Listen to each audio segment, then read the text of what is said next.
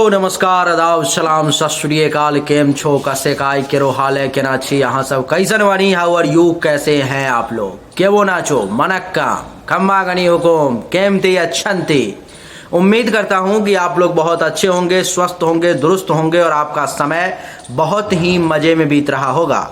मित्रों, आज के इस वीडियो में हम चर्चा करने जा रहे हैं मीन राशि वालों के संपूर्ण जिंदगी के बारे में कि उनका आखिर व्यक्तित्व कैसा होता है, जिंदगी में कौन सा समय उनके लिए अच्छा रहेगा, कौन सा समय बुरा रहेगा, कौन सा रंग उनके लिए बढ़िया है, कौन सा रंग उनके लिए खराब है, कौन सा दिन उनके लिए बढ़िया है, कौन सा दिन उनके लिए खराब है, कौन सी बीमारी उनको परेशान कर सकती है, कौन सा वो वर्ष होगा जिसमें उनको भाग्य उदय का मौका मिलेगा।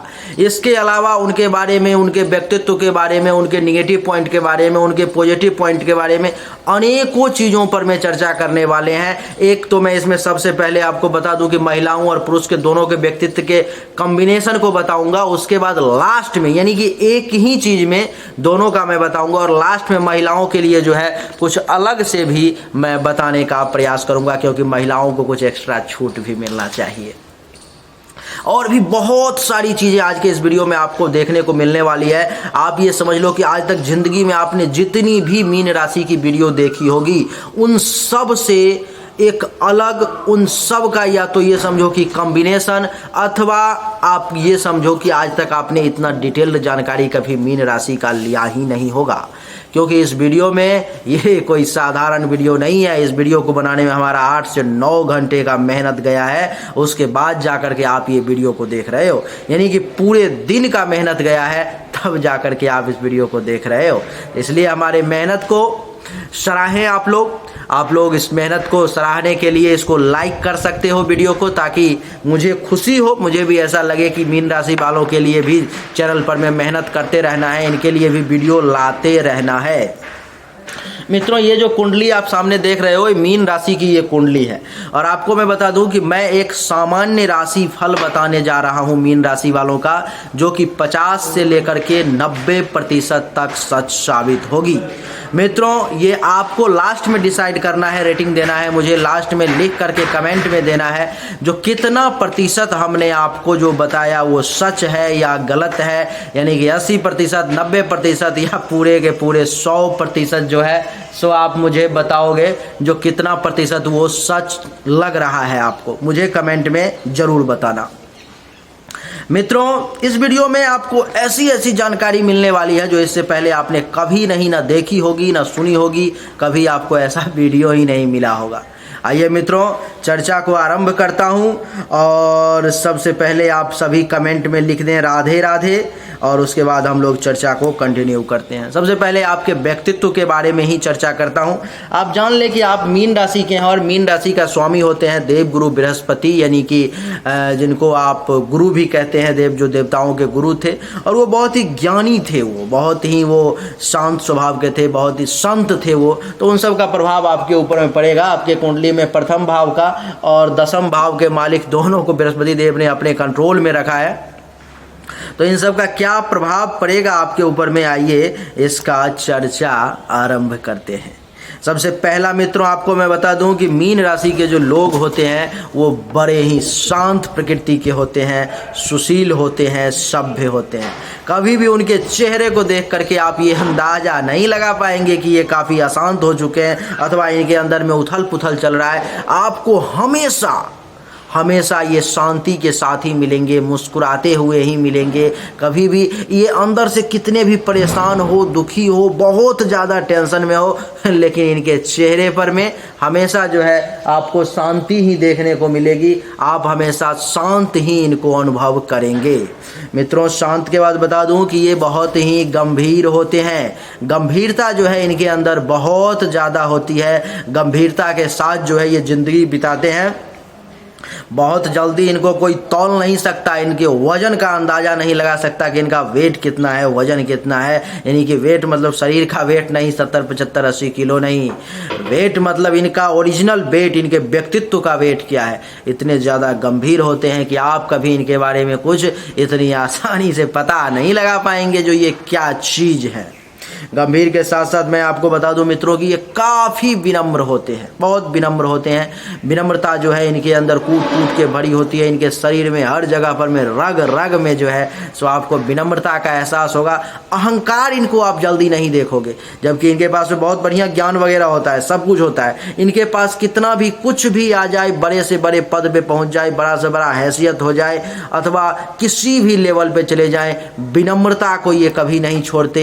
और यही है कि विद्या ददाति विनयम, यानी कि जिसके पास में विनम्रता है, इसका मतलब आप समझ लो कि उसके पास में विद्या भी है, क्योंकि विद्या से ही विनम्रता आती है, विनय की प्राप्ति होती है। तो इसका अर्थ ये हो गया कि ये लोग एक बहुत अच्छे विद्वान भी होते हैं। बहुत ही ज़्यादा किसी विषय पर में अगर आप डिस्कस करना शुरू करोगे तो इनके पास बाई चांस मान लो किसी के पास अगर डिग्री नहीं भी है तो भी आपको ये ऐसे ऐसे तर्क देंगे, ऐसा ऐसा ज्ञान देंगे, ऐसी ऐसी बातें देंगे, ऐसा ऐसा सुझाव देंगे जो आप इनके ज्ञान पर में भरोसा करने लगोगे। यानी कि आपको समझ में आ जाएगा कि ये व्यक्ति सिर्फ विनम्र ही नहीं, ये व्यक्ति विद्वान भी है। विद्वता के साथ साथ मैं आपको बता दूं कि मीन राशि के लोग जो हैं सो दयालु भी होते हैं। दयालुता इनके हृदय में कूट कूट के भरी होती है, बहुत ही दयालु होते हैं और हमेशा जो है किसी भी व्यक्ति के प्रति जो है सो दया की भावना ही रखते हैं। वो चाहे उनका दोस्त हो या दुश्मन हो, उसमें ये दयालुता की कमी नहीं करते। उसमें अगर मान लो कि अगर कोई दोस्त है, वो आ गया, उसको भूख लगा हुआ है और खाना अगर अपने पास में है तो वो उसको दे देंगे। अगर कोई दोस्त है, उसको पैसे की ज़रूरत है, मान लो 50,000 रुपये की ज़रूरत है इनके पास में अगर है, तो ये मना नहीं करेंगे, ये उसको दे देंगे। उसी में अगर कोई दुश्मन आ गया, उसको कुछ दया की ज़रूरत है, वो किसी चीज़ से परेशान है, बीमार है, कोई बड़ी परेशानी ने उसे घेर लिया और इनका दोनों का कांटे का टक्कर है, भयंकर दुश्मन है इनका, जो हमेशा इनको नुकसान पहुंचाने की कोशिश करता है।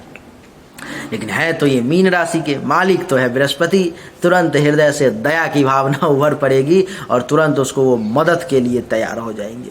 हमेशा इनका ये रहता है, इनका ये सोच रहता है कि दोस्त हो या दुश्मन हो, अगर उसको मैं मदद करूँगा तो मेरा मदद ऊपर वाला ईश्वर करेगा।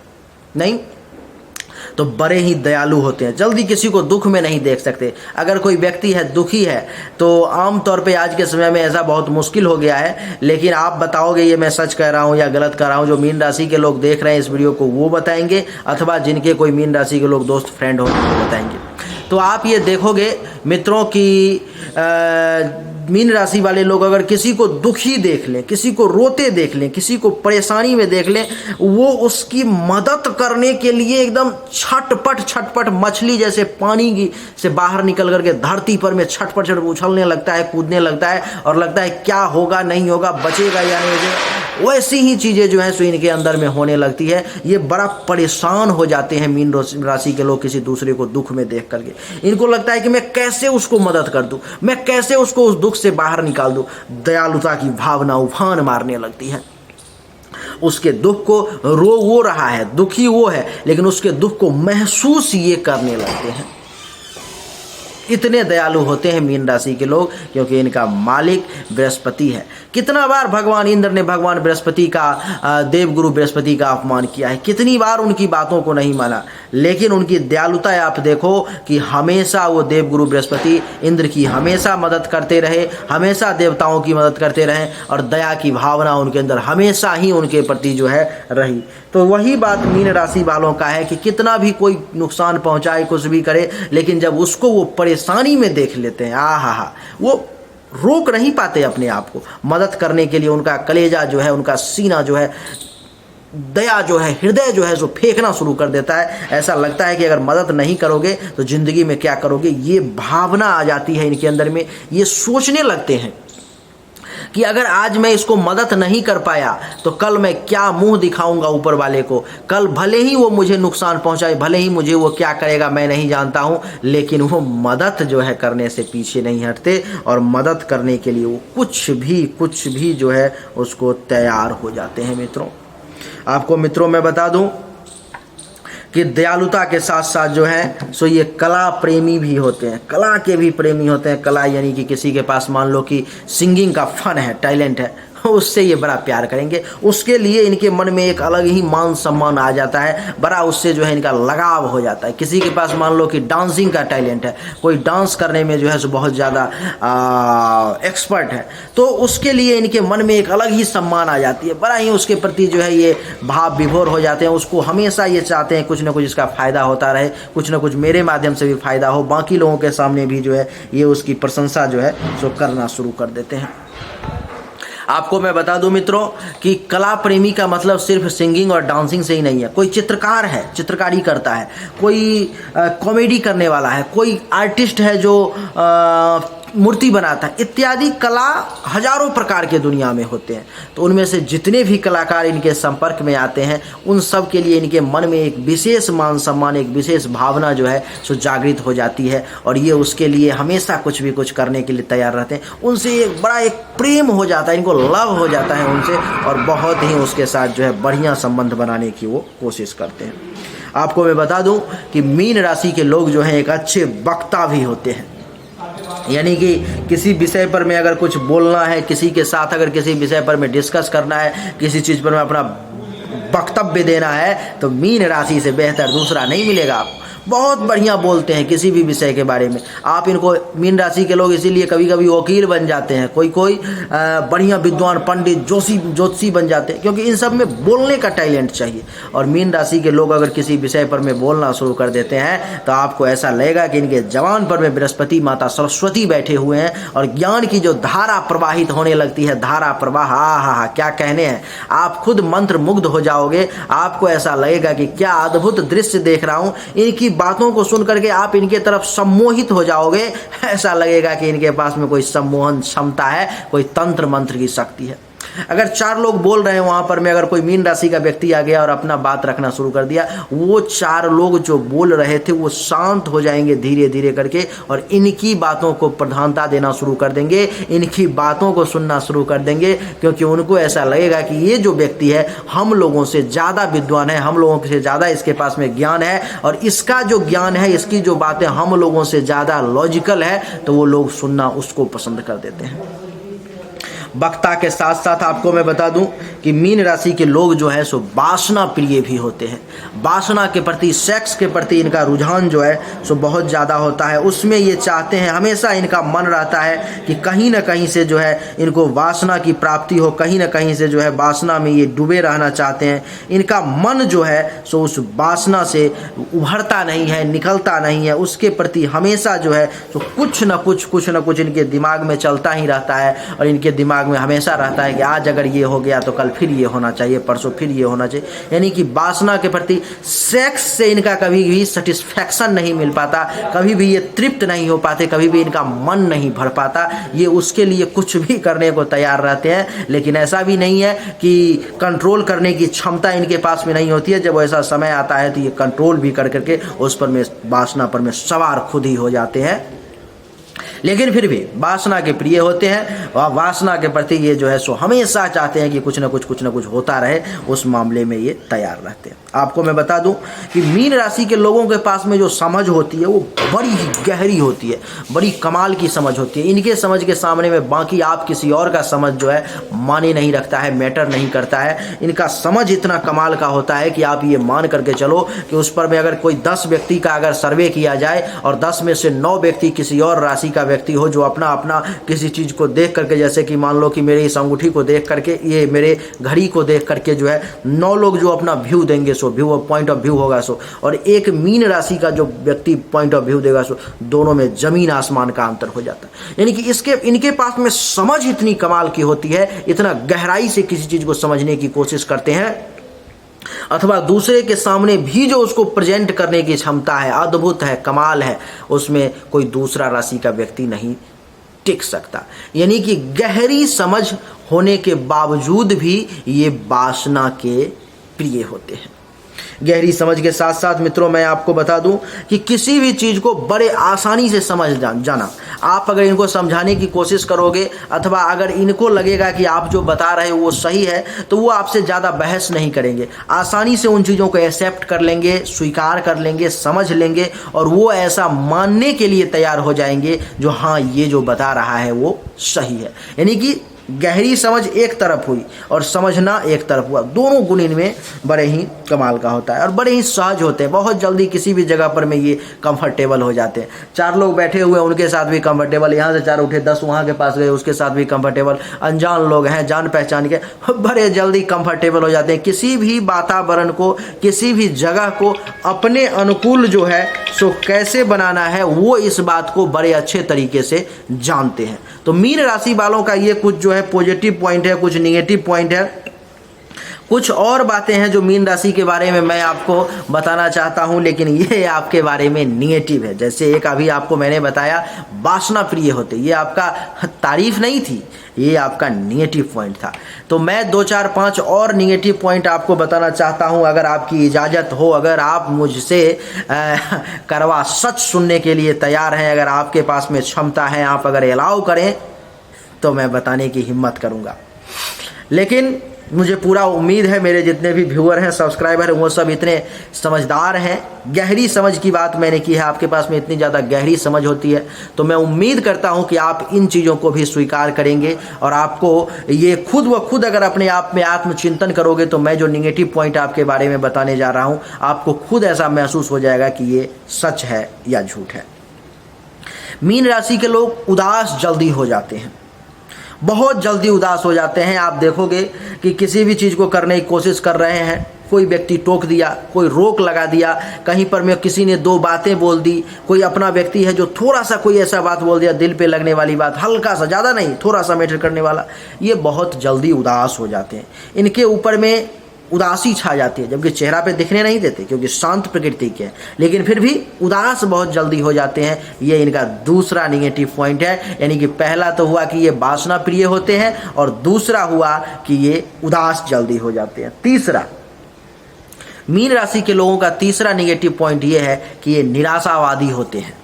यानी कि बहुत जल्दी जो है निराश हो जाते हैं। किसी भी चीज़ को 2 बार 4 बार 5 बार करने की कोशिश की, अगर उसमें सफलता नहीं मिला तो इनका दिमाग ऐसा है कि इनके दिमाग में ये बातें नाचने लगती है कि अब लग रहा है ये काम मुझसे नहीं हो पाएगा, मैं इस काम को नहीं कर पाऊंगा, अथवा मैं इस काम को करने के लायक ही नहीं हूँ। बहुत जल्दी निराश हो जाते हैं, जो इनका सबसे बड़ा ज़िंदगी का जो है सो माइनस पॉइंट है। अगर ये निराशा को बंद कर दें, अगर ये वासना प्रिय जो है सो उसको कम कर दें, तो ये ज़िंदगी में निश्चित रूप से बहुत आगे, क्योंकि इतना गुण का भंडार है इनके में कि बहुत आगे निकल पाएंगे। तो निराशा नहीं रहना है, आशावादी बनना है, आपको निराशा को त्यागना है। तीसरा क्या है कि ये पलायनवाद हो जाते हैं, यानी पलायनवादी हैं, यानी कि किसी भी चीज़ को करने की कोशिश कर रहे हैं, 2 बार 4 बार 5 बार कोशिश किया, नहीं हुआ, वहाँ पर में 2 4 लोगों से नहीं बनना शुरू हो गया, बस उस जगह को ही ये छोड़ने का प्लान कर लेते हैं। ऐसा लगता है कि अभी ये जगह मेरे लायक नहीं है, यहाँ पर मैं रहूँगा तो मुझे ज़्यादा परेशानी आ जाएगी। इस प्रकार की चीज़ें इनके दिमाग में आ जाती है और उस जगह को ही छोड़ करके ये किसी और जगह चले जाते हैं, यानी कि पलायनवादी होते हैं।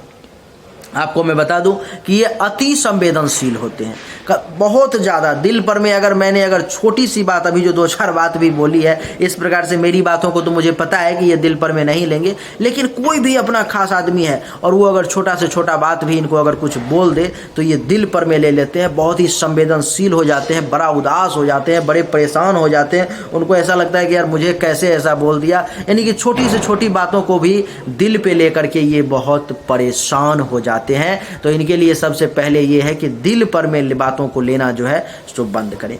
तो ये 3 4 इनके बारे में निगेटिव चीज़ें थी जो बहुत लोग आपको बताने की हिम्मत नहीं करेंगे, क्योंकि उनको तो तारीफ़ लेना है आपसे। लेकिन मैं तो आपसे तारीफ़ तो लेना ही है मुझे, लेकिन आपको सच्चाई से अवगत भी करवाना है, क्योंकि अगर मैं भी सच्चाई से आपको अवगत नहीं करवाऊंगा तो आखिर कौन करवाएगा आपको अवगत। मैं आपके बारे में, आपके व्यक्तित्व के बारे में और भी बहुत सारी बातें बताऊंगा, लेकिन अब मैं पहले जो है सो आपको बता देता हूं कि किस किस फील्ड में आप अपने ज़िंदगी में कुछ बड़ा कर सकते हैं। कौन सा वो फील्ड है जिस फील्ड में अगर आप जाएंगे तो आपको ज़िंदगी में सफलता मिलने के विशेष योग बन जाएंगे। आपके लिए पहले ही बता दूं कि ये एक सामान्य राशिफल है, विशेष बातें जन्म कुंडली से ही तय होगी, ये आप मान के चलो। आपको बता दूं कि सबसे पहला मीन राशि वालों के लिए है कि अध्यापन के क्षेत्र में अगर ये जाते हैं, एजुकेशन फील्ड में अगर ये जाते हैं तो ये कमाल कर सकते हैं। या तो ये टीचर बन जाएं, या प्रोफेसर बन जाएं, या कोचिंग खोल लें, स्कूल खोल लें, कॉलेज खोल लें। कुछ भी अगर आप शिक्षण लाइन में करते हैं, एजुकेशन फील्ड में करते हैं, तो निश्चित रूप से भगवान की कृपा से आपको सफलता मिलने के योग हैं और आपको सफलता मिलेगा। सिर्फ शर्त इतना है कि बृहस्पति 6, 8, 12 में ना होना चाहिए आपके कुंडली में और मारक अवस्था में नहीं होना चाहिए। दूसरा ये है कि अगर आप दवा के फील्ड में जाते हैं, औषधि के फील्ड में अगर आप जाते हैं, उसमें अगर आप काम करते हैं, तो उसमें भी आप बड़ा कमाल करेंगे। औषधि के फील्ड में भी आपके लिए जो है आपका कैरियर आपको ढूंढ रहा है, चाह रहा है कि आप जाएं, आप वहाँ पर में कुछ करें, उसकी इच्छा है कि आप आए, आपका वो बड़ी बेसब्री से इंतजार कर रहा है। तो मेडिकल फील्ड में, औषधि के फील्ड में भी आप कमाल कर सकते हैं। तीसरा, अगर आप चाहें तो सिनेमा के फील्ड में भी आप बहुत बढ़िया कर पाएंगे, जैसे कि एक्टिंग करना आपके लिए कमाल का हो सकता है। आप सिनेमा के फील्ड में जाकर के अगर आप अपना कैरियर बनाना चाहेंगे तो बहुत बढ़िया बना पाएंगे। चौथा है परिवहन के मामले में, यानी कि ट्रांसपोर्ट लाइन में, ट्रांसपोर्टिंग फील्ड में, इंपोर्ट एक्सपोर्ट के फील्ड में भी अगर आप काम करना चाहेंगे तो बहुत बढ़िया काम करेंगे। आपके लिए वो भी समय जो है सो कमाल का रहेगा।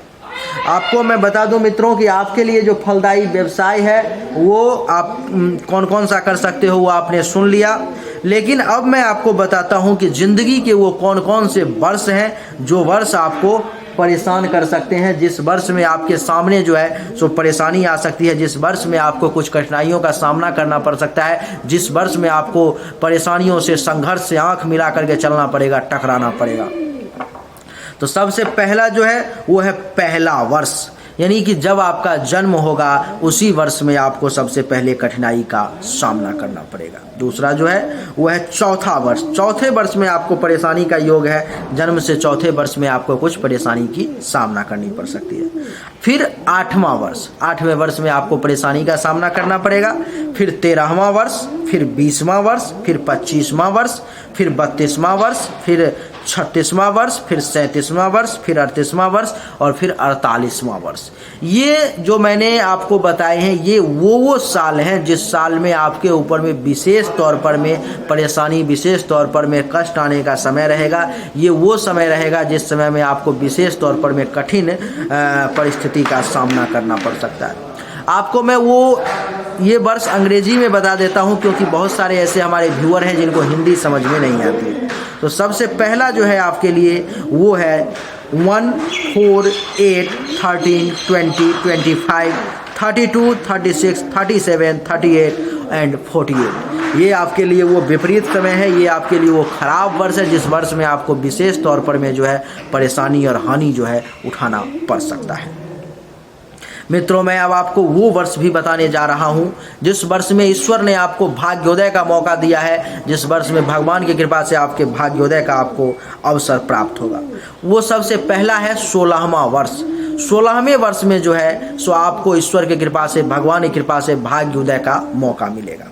दूसरा जो वर्ष है वो है 21वां वर्ष, 21 ईयर। इस वर्ष में भी आपको कुछ ना कुछ मौका मिलेगा जिसमें आप कुछ अगर चाहें तो कमाल कर सकते हैं। तीसरा जो है वो है 22वां वर्ष, यानी कि 22 ईयर में जब आप प्रवेश करेंगे तो उस समय में भी अगर आप चाहेंगे तो उस मौका को तलाश करके आप कुछ कमाल कर सकते हैं। फिर है 25, फिर है 28, फिर है 30, फिर है 33 और फिर है 48। ये वो वर्ष हैं जिस वर्ष में आपको भाग्योदय के मौका मिलेंगे। इस वर्ष में अगर आपने कोशिश की तो आप कमाल कर सकते हैं, आप कुछ भी कर सकते हैं। मित्रों, मैं आपको बता दूं, इसको एक बार अंग्रेजी में मैं बता देता हूं। 16, 21, 22, 25, 28, 30, 33 एंड 48। ये वो वर्ष हैं जिस वर्ष में आप कमाल का कुछ करके जो है सो कुछ बड़ा हासिल कर सकते हैं। आपके लिए जो शुभ रंग है वो है पीला और सफ़ेद। अब मित्रों, आपके बारे में कुछ और बातों पर मैं चर्चा करता हूं, आपको आप ही के बारे में कुछ और बताता हूं। जैसे कि जो है सो आपका लग्न का स्वामी गुरु है, जिसके कारण से आप शांत स्वभाव के होंगे, गंभीर होंगे, विनम्र होंगे, दयालु होंगे और सबसे बड़ी बात कि एक मैंने नहीं बताया कि आप धार्मिक प्रवृत्ति के भी होंगे, धर्म कर्म को भी मानने वाले होंगे। धर्म कर्म के क्षेत्र में हमेशा कुछ न कुछ आप करते ही रहेंगे। आपके इन शुभ हाथों से भगवान जो है कुछ न कुछ अपने लिए लेता ही रहेगा। आपको मैं बता दूं कि धार्मिक के साथ साथ जो है सो आप एक आध्यात्मिक प्रकृति के भी व्यक्ति हैं। अध्यात्म की तरफ भी आपका बड़ा रुझान होगा और आप कुछ न कुछ निश्चित तौर पर में जो है सो अध्यात्म के क्षेत्र में भी अभिरुचि रखेंगे। मित्रों, क्योंकि आपका मीन राशि है तो इसलिए मोक्ष गति के लिए भी आप अपने जिंदगी में प्रयास करेंगे, भगवान के शरण में जाने की कोशिश करेंगे कि आपको मोक्ष प्राप्त हो। आप एक भावुक व्यक्ति हैं, सरल हृदय है आपका, सामर्थ्यवान और नवीन विचारों से भरपूर रहते हैं, जिसके कारण से विद्या, कला, चित्रकला, संगीत, काव्य, साहित्य और भारतीय वाङ्मय के भी आप धनी व्यक्ति हैं, उससे भी आपका घनिष्ठ संबंध रहता है, जिसके कारण से आप एक ओजस्वी वक्ता, मूर्धन्य लेखक, कहानीकार भी बन सकते हैं और बुझते दीपों की रोशनी व प्यार देने वाले भी आप बन सकते हैं। जो लोग नीचे जा रहे हैं, कम लेवल में जा रहे हैं, उनको भी आप बहुत प्यार दे करके, शाबाशी दे करके, कुछ ज्ञान दे करके आगे आप बढ़ाने की कोशिश कर सकते हैं। आपका व्यक्तित्व हमेशा एक आकर्षक व्यक्तित्व होता है, चुंबकत्व होता है आप में, जिससे आप लोगों को अपने तरफ तुरंत खींचने की कोशिश करोगे। आपको बता दूं कि आप एक त्यागी भी व्यक्ति हैं, तपस्वी भी हैं, धीर भी हैं, वीर भी हैं और गंभीर भी हैं। आप अपनी वासना प्रिय प्रवृत्ति वश छूत छात की बीमारी से भी जिंदगी में ग्रसित हो सकते हैं, इसलिए क्षय रोगी भी हो सकते हैं, इसलिए सावधान। प्रशासन के क्षेत्र में आप अगर जाएंगे तो रिश्वतखोर नहीं बनेंगे, अपितु अपनी शक्ति व पद के प्रभाव से लोगों की भलाई ही करेंगे तथा साधु, संतों, ब्राह्मणों और गौ की सेवा में हमेशा आप लगे रहेंगे। माता पिता का भी अच्छा सुख आपको मिलेगा, माता की सेवा आप विशेष रूप से करेंगे। पिता से विचार भिन्न आपके रह सकते हैं तथा बड़ा परिवार अगर है तो उसके बाद भी आप पिता की सेवा अवश्य करेंगे, किंतु आपके पिता का अचानक से आकस्मिक समय में निधन होने की भी संभावना है, बाकी कुंडली पे विशेष डिपेंड करेगा। यह घटना आपके जीवन के 28वें वर्ष में या पुत्र प्राप्ति यानी कि संतान प्राप्ति होने के बाद घटित हो सकती है। आप यदि किसी को हानि नहीं पहुंचा सकते, किंतु आपको अपने परिजन ही हमेशा हानि पहुंचाएंगे। मित्र नाग की चिड़िया, मित्र जो है सो आपके ज़िंदगी में एक नाग की तरह होंगे जो आप ही को हमेशा डसने की कोशिश करेंगे। आपको मैं बता दूं कि दोस्तों के साथ जो है सो आपका संबंध, 2-4 दोस्त आपके जरूर सच्चे मित्र होंगे, लेकिन बाकी के जो मित्र होंगे वो आपको हमेशा डसने का प्रयास करेंगे, आपसे हमेशा बेनिफिट उठाने का प्रयास करेंगे। आप धार्मिक कार्य, सामाजिक कार्य, अध्यापन, औषधि, सिनेमा, फिल्म निर्माण, परिवहन संबंधी कार्य, नगर परिषद के कार्य या उसका सदस्य आदि बनना भी आपके लिए संभव है। आपकी पत्नी जो होंगी बड़ी गुणवंती होंगी, ज्ञानवंती होंगी, कलावंती, संगीत व चित्रकला एवं भाषण विशेषज्ञा व साहित्य की भी मर्मज्ञ विद्वान हो सकती हैं, किंतु धन के कारण आपकी संतानों और बंधुओं में कुछ वैमनस्यता, कुछ टेंशन तनाव रह सकता है। फलतः आप अपनी पत्नी पीड़ित दल के सदस्य भी रहेंगे तथा धन के कारण कोई और स्त्री आपको धोखा भी दे सकती है, या अगर आप सावधान नहीं रहे तो कोई और स्त्री आपको विष दे करके, जहर दे करके आपकी जान लेने की भी कोशिश कर सकती है। अतः स्त्रियों से विशेष सावधानी रखें। मादक उत्तेजक पदार्थ, अधिक तली भुनी चीज़ें ना लें। पेट से संबंधित व्याधि से बचने का प्रयास करें, नहीं तो अगर इन सब को लेंगे तो आपको पेट से संबंधित परेशानी होने का भी योग है। आपको मैं बता दूं मित्रों कि अधिक तरल पदार्थ खाना आपके लिए अच्छा नहीं है। आप हंसमुख भी हैं, भावुक भी हैं, अतः कभी कभी इस प्रवृत्ति के कारण व्यंग और चित्रकार, हास्य लेखक भी आप बन जाते हैं। प्रेम के मामले में आप कुछ क्षणों की खातिर जीवन को अभिशाप ना बना डालें, अतः प्रेम प्रसंगों पर में आपको सावधानी बरतने की जो है सो परम आवश्यकता है। आप अपने ही विचारों में खोकर अपनी ही आग में आप जलते रहते हैं, अतः आप अपने आराध्य देव का मंत्र जप उठते बैठते करते रहें, चलते फिरते सोते जागते करते रहें। शोर शराबे से दूर रहें तथा संगीत, नाटक, टीवी आदि की ध्वनि को भी बहुत कम आवाज में सुनने का आप प्रयास करें, वरना वृद्धावस्था में आपको कान से संबंधित किसी प्रकार का परेशानी होने की भी संभावना है। आपका विचित्र स्वभाव यह है कि स्वयं की समस्याओं को न निपटाकर दूसरों की समस्याओं को आप ज़्यादा महत्व देते हैं, उन समस्याओं को निपटाने का ज़्यादा प्रयास करते हैं। आप कभी कभी इतने जिद्दी भी हो जाते हैं कि अपनी ही मनमानी करते हैं और दूसरों को भी अपनी बात मानने पर में बाध्य कर देते हैं।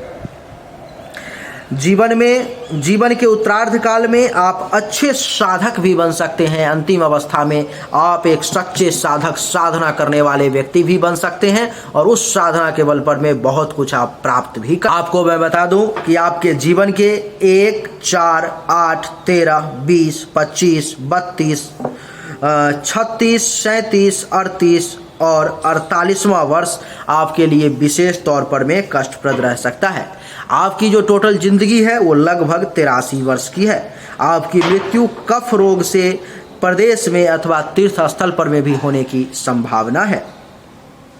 भाग्योदय हेतु जीवन के 16, 21, 22, 25, 28, 30, 33 व 48वें वर्ष आपके लिए अच्छे रहेंगे।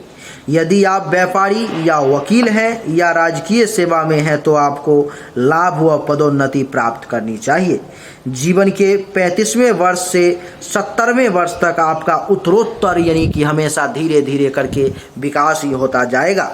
ये एक सामान्य फलादेश है, कुंडली नहीं है ये, इसलिए कुंडली पर में ही विशेष चर्चा हम करेंगे और गारंटी लेके कुछ कह पाऊंगा।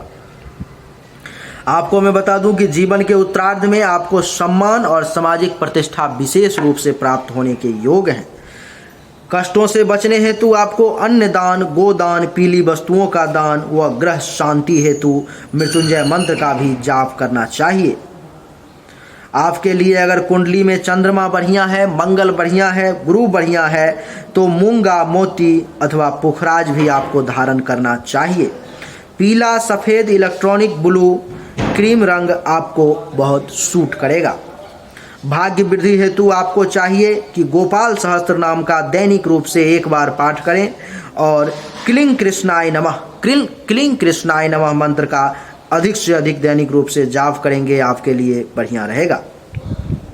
जो महिलाएं हैं उनके लिए कुछ और बातें बताता हूँ कि जिसका लग्न मीन हो, जिसकी राशि मीन हो, वो लोग जो हैं वो महिलाएं सौभाग्यवती होती हैं, पति प्रिया होती हैं, सम्माननीय होती हैं।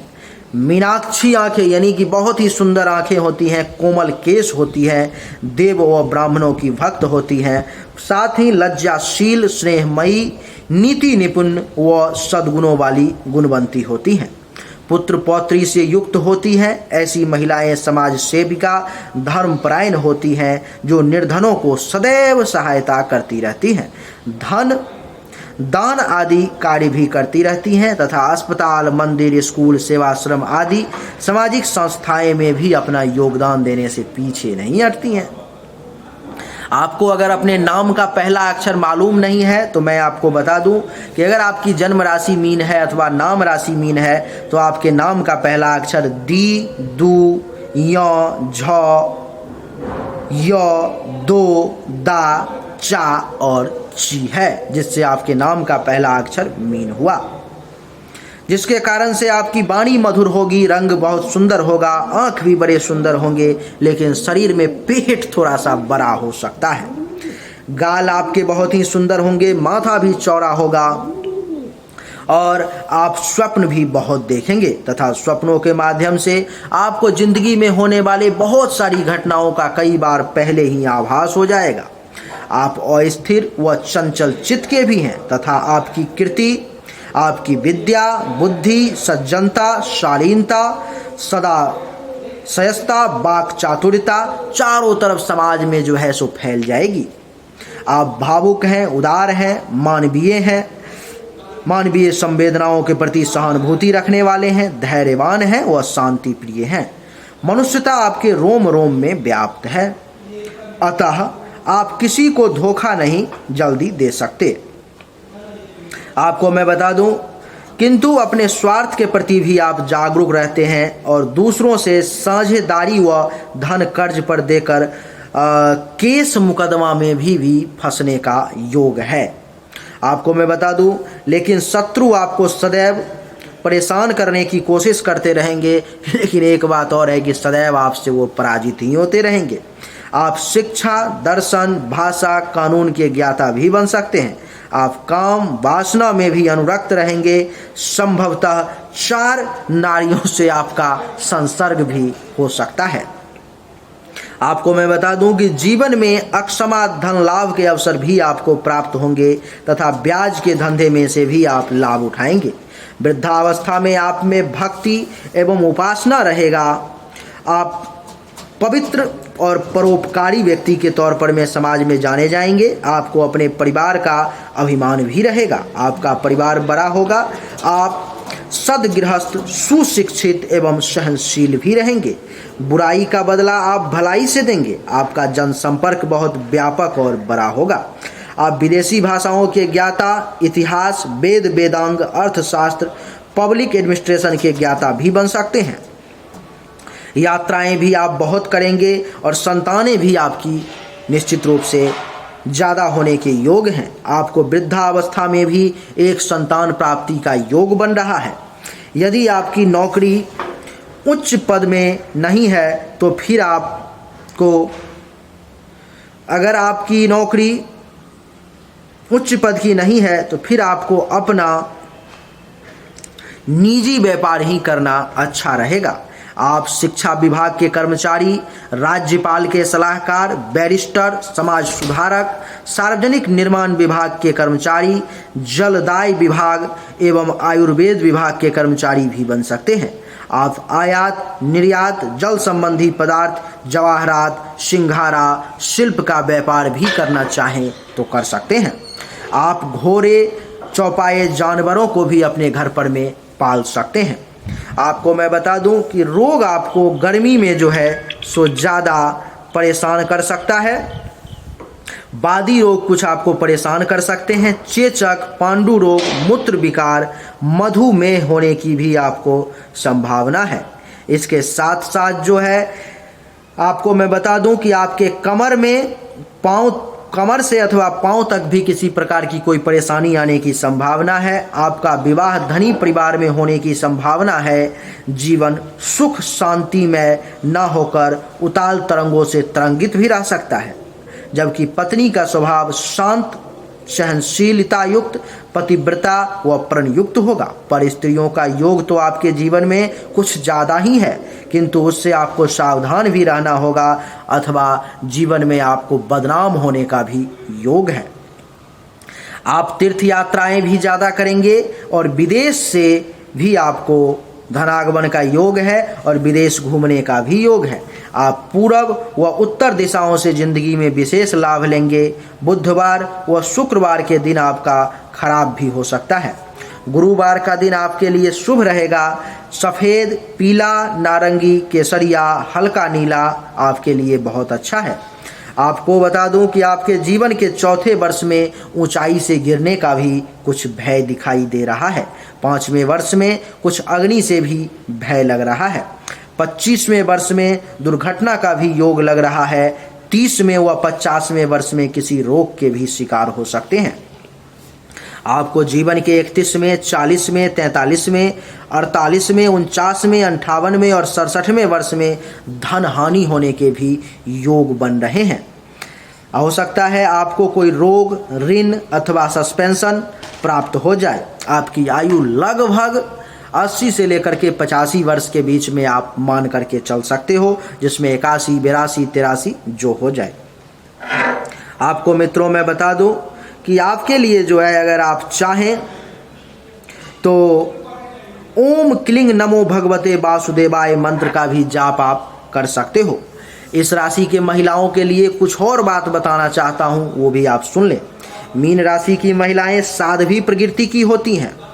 उनका मुख गोल, चेहरा गोरा, आंखें सुंदर, धर्म को मानने वाली, पुण्य को करने वाली और सुशीला होती हैं। कलाओं में पारंगत, पुत्र पौत्र को प्राप्त करने वाली और बढ़िया स्वप्न देखने वाली भी होती हैं। ये कृषि, चिकित्सा, लेखन, प्रशासन, अध्यापन के क्षेत्र में बहुत लाभ लेती हैं। ये नेतृत्व प्रधान होने से जिस काम को भी हाथ में लेती हैं उसे पूर्ण करके ही दम लेती हैं। मधुर वाणी के साथ साथ ये सबको मंत्र मुग्ध कर देती हैं। ये गृह कला में भी दक्ष होती हैं। इन्हें 12वें वर्ष में जल से और 40वें वर्ष में किसी रोग का भी जो है सो खतरा रहता है। मित्रों, आपको मैं आपके बारे में कुछ और बातें भी बताना चाहता हूं। अगर आपको कभी भी ज़िंदगी में मेंटली तौर पर में विशेष परेशानी होने लगे तो उसके मालिक बृहस्पति देवता हैं। ओम ब्रिंग बृहस्पति नमः मंत्र का एक माला दैनिक रूप से जाप शुरू कर देंगे, आपकी इस प्रकार की परेशानी महीने 2 महीने में ही दूर हो जाएगी। अगर आपको बैंक बैलेंस से संबंधित जिंदगी में ज़्यादा परेशानी हो रही है तो उसके लिए ओम मंग मंगलाय नमः मंत्र का एक माला दैनिक रूप से जाप शुरू कर देंगे, कुछ समय बाद ही परेशानी सॉर्ट आउट हो जाएगी। अगर आपके जूनियर्स आपके पक्ष में नहीं है, छोटे भाई बहन से ज़्यादा टेंशन तनाव बनता है, तो आपको जो है दैनिक रूप से ओम शुंग शुक्राय नमः मंत्र का एक माला जाप शुरू कर देंगे, इसके रिगार्डिंग आपको बढ़िया रिजल्ट मिलना शुरू हो जाएगा। अगर आपके माँ का स्वास्थ्य अच्छा नहीं रहता है, माँ के साथ आपका संबंध बढ़िया नहीं रहता है, जमीन मकान अथवा गाड़ी से संबंधित कुछ परेशानी बार बार आती है, तो आप मिथुन यानी कि बुध देवता का ओम बुंग बुधाय नमः मंत्र का जाप शुरू कर देंगे, इसके रिगार्डिंग आपको बढ़िया रिजल्ट मिलना शुरू हो जाएगा। जब भी आपको पंचम भाव के रिगार्डिंग यानी कि संतान से संबंधित परेशानी आने लगे, पेट से संबंधित परेशानी आने लगे, लव अफेयर में परेशानी आने लगे, तो आपको चंद्रमा देवता का ओम चंद्रमसे नमः मंत्र का जाप शुरू कर देंगे, आपके लिए बढ़िया रहेगा। जब भी आपको बीमारी ज़्यादा परेशानी करने लगे, केस मुकदमा का डर सताने लगे, कर्ज वगैरह आपको परेशान करने लगे, तो आपको दैनिक रूप से सूर्य देवता को जल देना चाहिए और ओम आदित्याय नमः मंत्र का रोज जाप करना चाहिए, आपको इस परेशानी से मुक्ति मिल जाएगी। जब भी दाम्पत्य जीवन में ज़्यादा परेशानी आने लगे, पार्टनरशिप के बिजनेस में परेशानी आने लगे, तो आपको ओम बुंग बुधाय नमः मंत्र का दैनिक रूप से एक माला जाप करना चाहिए, आपकी वो परेशानी दूर हो जाएगी। जब भी आपके जीवन में ऐसा लगे कि बहुत संकट आ रहा है, हर काम में रुकावट आ रही है, तो आपको ओम शुंग शुक्राय नमः मंत्र का जाप शुरू कर देना चाहिए, आपको वो परेशानी दूर हो जाएगी। जब भी ससुराल पक्ष से टेंशन तनाव बनने लगे, जब भी आपका भाग्य आपका साथ ना दे, तो आपको नवम भाव के मालिक मंगल देवता का ओम मंग मंगलाय नमः मंत्र का दैनिक रूप से जाप शुरू कर देना चाहिए, इसके रिगार्डिंग आपको बढ़िया रिजल्ट मिलना शुरू हो जाएगा। जब भी आपको दसम भाव के रिगार्डिंग यानी कि पिता से टेंशन तनाव होने लगे, काम धंधा बढ़िया ना चले, पद प्रतिष्ठा मान सम्मान में कमी आने लगे, बृहस्पति देवता का ओम ब्रिंग बृहस्पति नमः मंत्र का जाप शुरू कर दोगे आप, इसके रिगार्डिंग आपको बढ़िया रिजल्ट मिलने लगेगा। जब भी इनकम में कमी होने लगे, सीनियर्स परेशान करने लगे, बड़े भाई बहन से लाभ न मिले, तो आपको शनि देव का ओम शंख शनिश्चराय नमः मंत्र का एक माला जाप शुरू कर दोगे, आपको रिजल्ट मिलना शुरू हो जाएगा। जब भी आपका खर्चा ज़्यादा होने लगे, धन हानि होने शुरू हो जाए, आपको जो है हॉस्पिटल का खर्चा एक्टिवेट होने लगे, तब भी आप शनि देव के मंत्र का जाप शुरू कर देंगे, ओम शंख शनिश्चराय नमः, आपकी ये परेशानी भी सॉर्ट आउट हो जाएगी। तो उम्मीद करता हूं मित्रों कि आपको हमारा ये वीडियो पसंद आया होगा।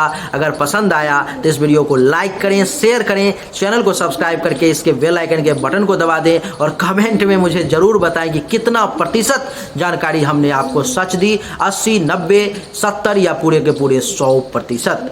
चलिए, आप सभी का एक बार फिर से बहुत बहुत धन्यवाद। Thank you so much. जय हिंद, वंदे मातरम। बोलिए राधे राधे।